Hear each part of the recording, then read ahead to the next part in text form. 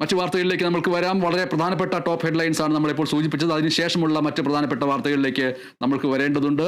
ദേശീയവും അന്തർദേശീയവുമായിട്ടുള്ള വാർത്തകളുണ്ട്. നിലമ്പൂരിലേക്ക് തന്നെ പോകേണ്ടി വരികയും ചെയ്യും. അതിനു മുമ്പ് സംസ്ഥാനത്തെ ദേശീയപാത നിർമ്മാണവുമായി ബന്ധപ്പെട്ട വാർത്തകളുടെ തുടർച്ചയിലേക്ക് പോകുന്നു. മലപ്പുറം കൂരിയാട് ദേശീയപാത ഇടിഞ്ഞ സംഭവത്തിൽ കേന്ദ്ര സർക്കാരിന് റിപ്പോർട്ട് നൽകി.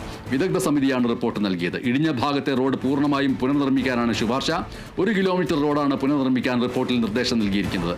കരാർ കമ്പനിക്ക് വൻ വീഴ്ചയുണ്ടായെന്നും നിർഭാഗ്യകരമായ സംഭവമാണ് നടന്നതെന്നും ട്രാൻസ്പോർട്ട് സെക്രട്ടറി റിപ്പോർട്ടിൽ വ്യക്തമാക്കുന്നു. നിർമ്മാണ കമ്പനി അടക്കമുള്ള ഏജൻസികൾക്ക് വൻ വീഴ്ചയുണ്ടായെന്നും റിപ്പോർട്ടിലുണ്ട്. കൂരിയാട് മേഖലയിലെ നെൽപ്പാടങ്ങളിലടക്കം ആവശ്യമായ സാങ്കേതിക പരിശോധന നടന്നില്ല എന്നും ഡിസൈനിൽ വൻ തകരാറുണ്ടെന്നും വിദഗ്ധ സമിതി കണ്ടെത്തി.